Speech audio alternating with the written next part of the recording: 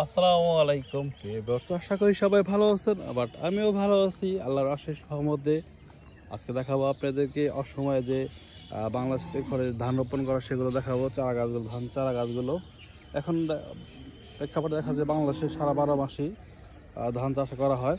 বড় ধান, আমন ধান। এখন তো আউশ আমন ধানগুলো দেখা যায় না। এখন আগে তো একটা সময় আউশ আমন অনেক ছিল, এই সময় জ্যৈষ্ঠ মাসে তখন রোপণ করতো। এখন আর সে ধানগুলো হয় না, এখন বড় ধান বোনা হয়। আর বড় ধান বলতে এটা 12 মাসে চাষাবাদ হয়ে থাকে।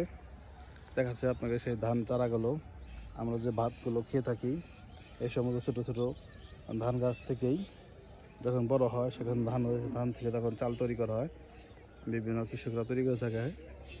কৃষি প্রধান দেশ বাংলাদেশ, সব সাধ্যকে বয়স হতো আমাদের কৃষক, কিন্তু আমরা কৃষকের ভাবে মূল্যায়ন করি না।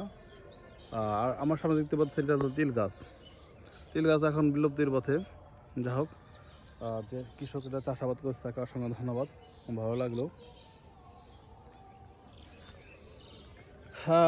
বৃষ্টি ওরকম হয় না, হইলে হয়তো বা এই বিভিন্ন ফসল গাছগুলোর জন্য একটু উপকার হতো অনেক।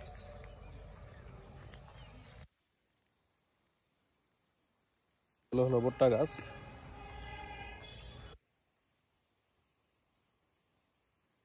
এক্ষেত্রে পানি না দেওয়ার কারণে ক্ষেতগুলো ফাটে ফেসে যাচ্ছে। গ্রামে এভাবে ডিপ মেশিনে দেখতে পাচ্ছেন, ডিপ মেশিন এভাবে পানি সেচের ব্যবস্থা করা হয়। এই সমস্ত ক্ষেতগুলোকে আতাল বলে এগুলোকে বেঁধে এভাবে ধান চাষাবাদ করা হয়।